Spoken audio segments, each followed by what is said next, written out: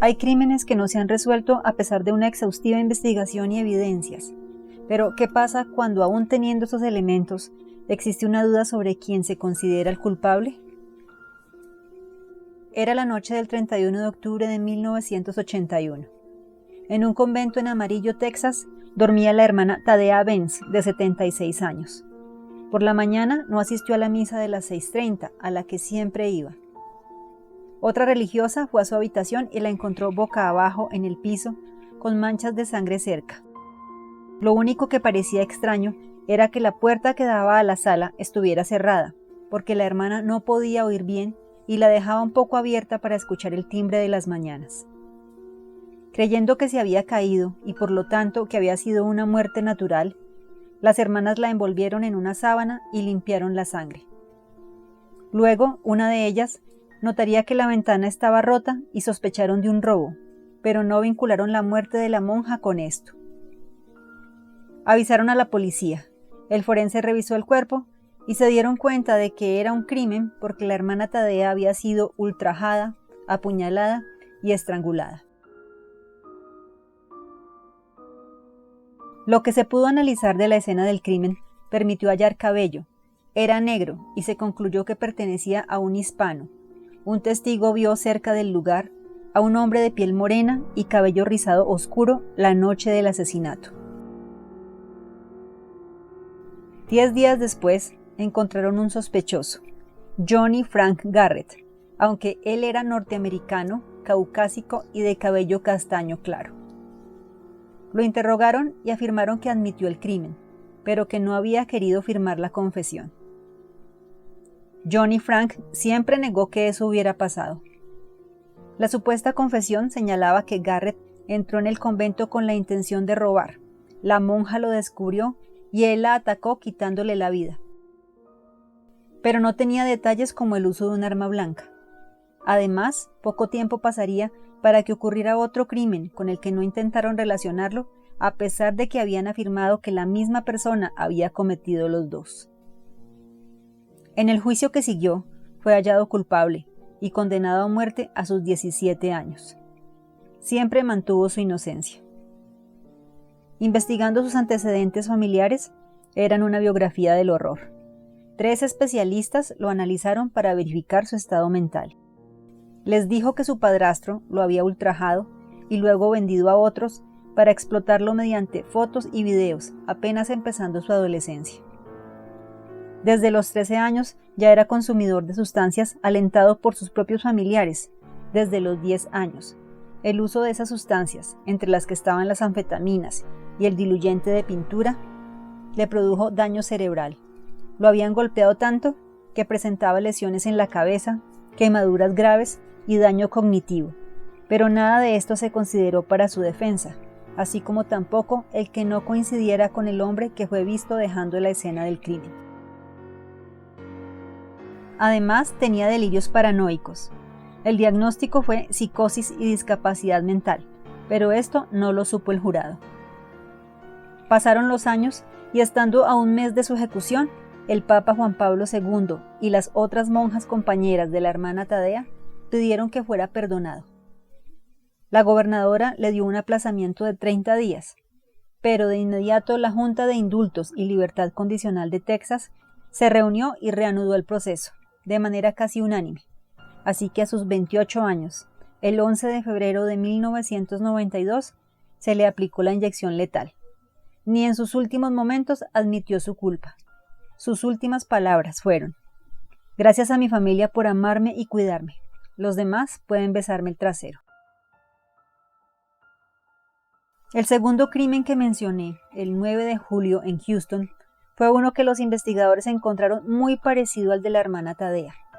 La víctima era Marnie Cox Bryson, de 77 años, quien vivía sola. La escena, las evidencias y el modus operandi eran similares. La estrangularon con el cable del teléfono y le rompieron varios huesos. El cabello hallado en la escena, negro, rizado, era de un hispano, que era la descripción general del sujeto que buscaban desde la muerte de la hermana Thadea, entre los refugiados cubanos.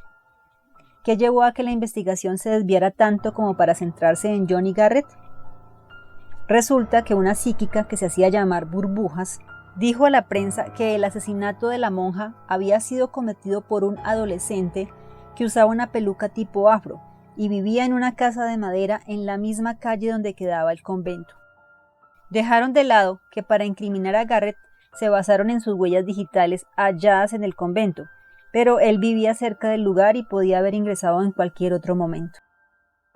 En 2005 arrestaron a Leoncio Pérez Rueda, un refugiado cubano de 55 años que vivía en Amarillo cuando los crímenes sucedieron. Él confesó ser el perpetrador de ese segundo crimen y, a pesar de que también admitió el de la hermana, no lo quisieron investigar, lo acusaron solo de la segunda muerte. Al parecer, tampoco se investigó su afirmación de ser quien le quitó la vida a la monja, ni se le condenó a muerte sino a 45 años de prisión.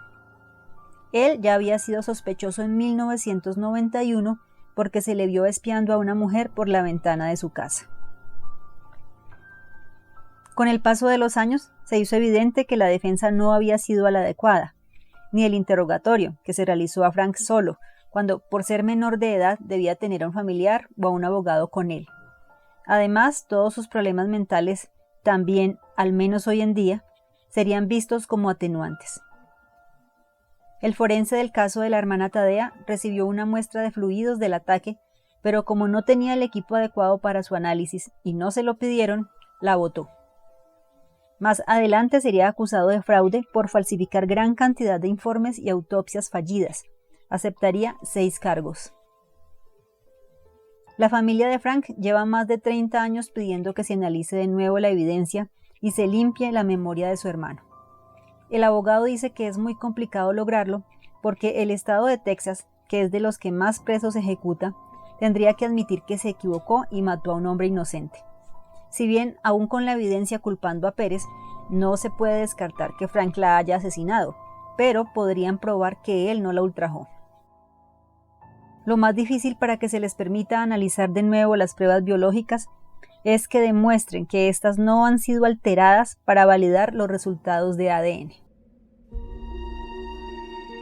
Una psiquiatra que ha estudiado el caso de Garrett, Dorothy Lewis, que lo entrevistó con otros 13 adolescentes que cometieron crímenes, opina que la pena de muerte no era a lo que más él le temía, sino a que se develara su pasado de explotación infantil, saliendo a la luz sus fotos y videos, o que alguien lo reconociera por aparecer en ellos.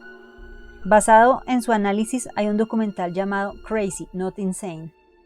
En él explica su teoría de que los asesinos se hacen, no nacen, y que su comportamiento se podía atribuir al daño cerebral y los maltratos.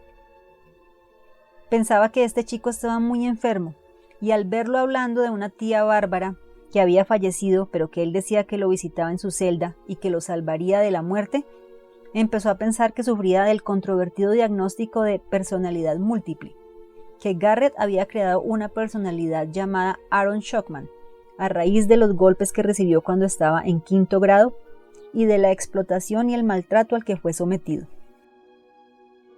En ese entonces, esta psiquiatra sufrió las burlas de otros colegas, pero muchos profesionales de hoy lo diagnosticarían como psicótico crónico, lo que tanto entonces como actualmente lo descartaría para recibir la pena capital.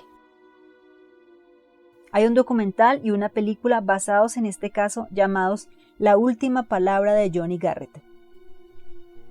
¿Qué crees que pasó para que después de estar convencidos de que el mismo hombre había cometido ambos crímenes, la policía hubiera decidido acusar a Garrett? Me gustaría leer tu opinión en la caja de comentarios. No olvides compartir el video, suscribirte y todo lo demás. Gracias por acompañarme. Nos vemos en el siguiente video.